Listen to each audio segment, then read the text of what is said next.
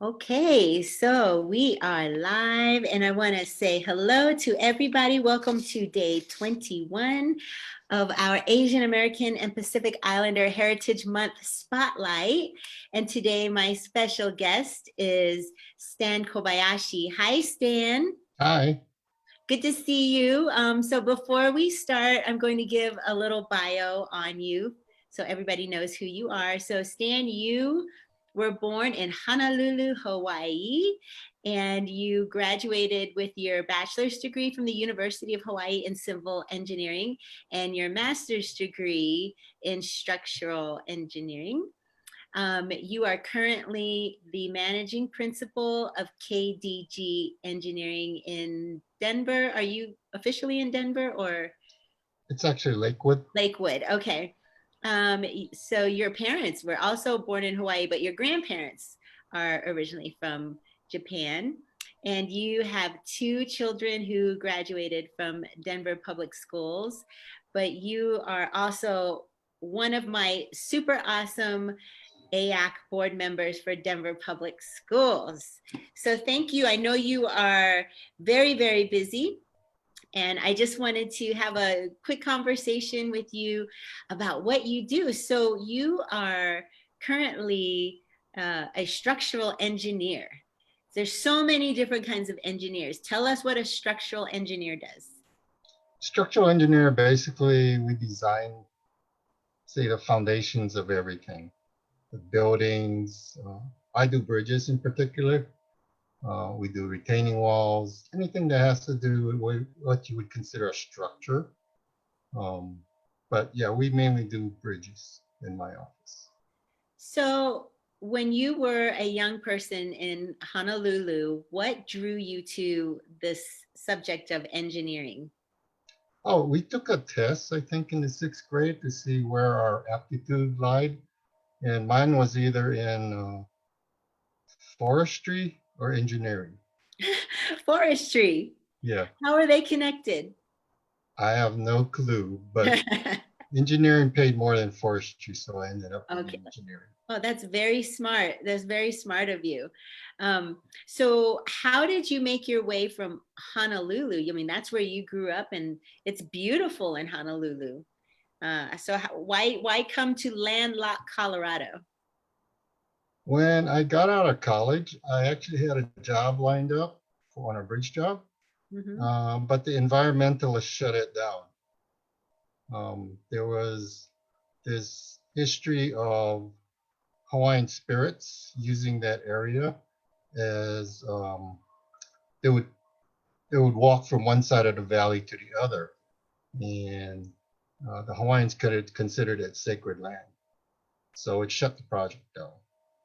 So I had nowhere to go, so I came up here with the Federal Highway Administration, and eventually ended up in Denver, and then became a private consultant later on. Wow. So, I keep seeing all these projects happening all around Colorado with the roads and C470 is always under construction. What is involved in making sure a structure is sound? I mean, does it really take this long to finish a project? Oh, say example C470. It's a lot of roadway involved. And when they widen the roadway, they have to fit it in with all the constraints. There's right of way. They have to go through the environmental process, the clearance, the right of way process. Then they have to do the design.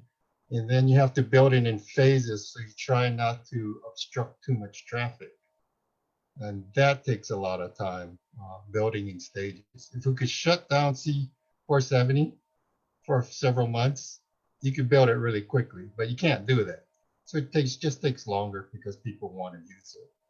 I saw a funny Facebook meme when we went into quarantine, and they said, "Hurry up and do the roads now while we're in quarantine." I thought it was really funny, but it seems like they are still working on these structures. And I know it's a hot topic in busy areas. It seems like we're always under some kind of construction, but as you mentioned, there are a lot of things to consider in completing a big project like that. But so where do most of the funding come from on the projects that you work on? If they're private projects, buildings, I'm sure they come from business owners who want something built, but it sounds like you work on bigger projects. Is that true? Yeah, I don't do too much private anymore. I usually work on public structures, city, county, state. Mm-hmm. Um, the state gets most of their monies from the feds, well, a big chunk of their money from the feds, and then a lot from state taxes. So that's where most of the monies come for the structures that I work on. Cities and counties also throw money there. So I'm really curious about this topic. So what are the things you need to consider before you build a structure? Obviously the soil, right? If the soil is soft or hard, but what are some other things that need to be considered before you start building something? Well, first you look at the geometry, uh, whether it's over a road or a river. If it's over a river, you have to consider the hydraulics of the river. Make sure your bridge is wide enough. Um, if it's over a roadway, you got to make sure that you make it long enough to potentially allow more traffic, more lanes underneath. We also have to look at, oh gosh, air, noise is part of the environmental. Stormwater protection. We try to keep the environment safe from water washing off the side. We look at the geometry, how deep our girders have to be, how long our girders have to be. And we have to combine all of that with how the roadway is going to look, right? Because the roadway has its own design in itself. So it's a combination of the roadway guys, the bridge guys, the hydraulic people, the environmental people, right of way people, uh, all getting together to figure out how to build a structure. So it takes a lot of people. I'm amazed at some of the photos I see of these super long bridges. That's, I'm like, how? And it's like over a river or, a big body of water.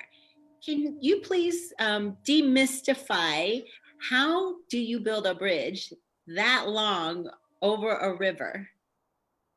It's magic. It must be because I'm thinking like, what is holding up this bridge? Like, how did they do that? Oh, there's I've never done one that long, but there's so much involved. On a shorter structure, you can put false work under the bridge to hold it up. Generally, when there's water running or traffic running, you can't do that. So then you have to figure a way of holding the girders up where you're placing them. And most of the times we use pre-stressed girders because they come already built and you just plop them into place, right? You build the piers, you build the abutments, pop the girders in, put some deck forms for the deck. On the real long structures, it could be, for example, I worked one in Washington State. We had what was called a moving gantry. It extended out from the abutment. It was kind of like cantilevered off the abutment. And as we went out, we built portions of the structure. And we kept extending this gantry to build it across. So that's one way you can do it. And there's a lot more ways that take a lot more ingenuity than I've got. It's a lot of people. It's specialty to build structures like that. Several months ago, I was at the Museum of Nature and Science, and they had the Da Vinci Expo. Ooh. And they had someone showing a mini demonstration of how to build a bridge with no nails, like no nails, but it was very architectural. I couldn't figure out, there was a pattern, a repeated pattern of how to build this bridge, and it was extremely strong. And the gentleman that was working at the museum said, yes, many, many years ago, this was how people could go into battle and build bridges quickly with no nails. And I think that's really fascinating to see the ingenuity of the human mind to build structures, and to even see how like the ancient Egyptians built structures and the Romans built structures. Do you find all of that history fascinating? Yeah, one of my professors worked on a bridge in the Philippines, I believe. They use bamboo for their formwork. So everything was built out of bamboo because it was cheap, um, and it was available. So that's kind of a really interesting how different parts of the world build structures. They use what they got. I think in Japan, there's a lot of connections they use for wood with no nails in it. And I think if you go on YouTube, you see them building something, and they don't tell you where it is, but it sure looks like it's in Thailand or Malaysia or someplace like that. So, is there a common place that engineers look to for inspiration in building structures? Is there a nation that are considered to be the best in the world for engineering? Or is it just everywhere you'll find pockets of great engineering? Well, I think Americans like to say the United States has the best. But really, we look to all over the place. I mean, there's structures in China, Japan, France, uh, all over the place that build really different and unique structures. So, yeah, every place. Okay, here's my last engineering question. Okay, it's like, what do you want to know? This is my chance to ask you the tallest buildings in the world. How can you build a structure so high without it just like falling over? Oh, you have supercomputer programs. In the old days, they used to do all this by hand. It's three-dimensional infinite. Oh, Christ, I can't remember the name of it. Um, but it used to be done by hand. It used to take hours and hours, years and years to calculate.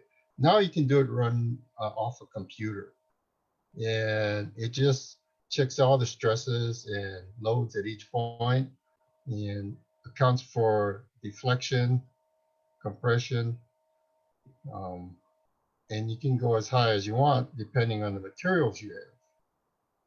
So far, we haven't invented newer materials that can go much higher, but it's coming. I mean, they're talking about all kind of neat stuff Wow, coming up. So yeah. fascinating. So would a civil, sorry, would a structural engineer, what would their role be with like say NASA? I mean, would they participate in building some of these structures that are out in space as well? Well, I think maybe some of the yeah, some of the frames like the space station, somebody would have to go and design it. That's way beyond what I know of, but yeah, somebody who knows structures and materials would have to do it. I'm pretty sure even some of the spaceships would have to have somebody that understands structural capabilities. Well, I thought of one more question. How come our all of our roads keep cracking, but when I go to Florida, they have really nice roads with almost no cracks in the roads? Well, in Colorado, we have cold and we get hot. So your roads are always shrinking, and expanding. So this push-pull thing tends to crack the roads. I don't know about Florida, but I would think they don't have the code, so there's no shrinking. Mhm. And maybe they have more money where they can pay everything more often. I don't know. Okay, I think I've asked all the questions that someone might want to know from someone like you. You've answered all of the questions. Um, I really appreciate all of your time that you've given, but I have another question. Sorry, that has nothing to do with engineering. What inspired you to join AAC? One of your board members called me up and said, "Would you like to donate?" And he gave me the spiel that sounded so good. For one, I like to help kids, especially the ones that need some guidance. And Tom brought me on, and I really like what you guys do. It's really focused on kids, and that's that's our future. Mhm. So yeah, I thought that was a really good thing you guys are doing. So that's what brought me on. Well, you know, Stan, I love having you on our board. You bring the sense of humor. People probably couldn't get it on this interview, but you really are a fun and funny guy. You are almost as fun as I am, um, but you are pretty fun and pretty funny and very reliable. And your heart and soul are just amazing how you give back to the students here in Denver Public Schools. And so we appreciate that. So before we go, I'd like to ask you my final question, which is what is something that is bringing you joy and putting a smile on your face these days? Oh, it's definitely got to be my kids. I know that they're safe, they're working, they're earning income, um, and but just that they're safe. That brings the biggest smile. And then of course I have my dog, which I get to see every day now. Oh yeah, because you're home, you get to see your doggy Oh, every day. I have to I have to mention my wife too. Oh yeah, right. Don't. Yeah, is she home right now? Is she listening to this? No, she's upstairs working. Okay, so she can't hear that you almost forgot to thank her. Yes, yes. Okay, we won't send her a copy of this video. Okay. Thank you. Yeah. Okay, Stan, thank you so much for taking your time today. And we will be back working for our students really soon, but please be well and give my best to your family. Yeah, and thank you for taking care of AAC all these years. Wouldn't have been this good without you. Oh, thank you. It's because of you guys. All So be right. well. I'll talk to you later. Okay, aloha. Aloha. Bye.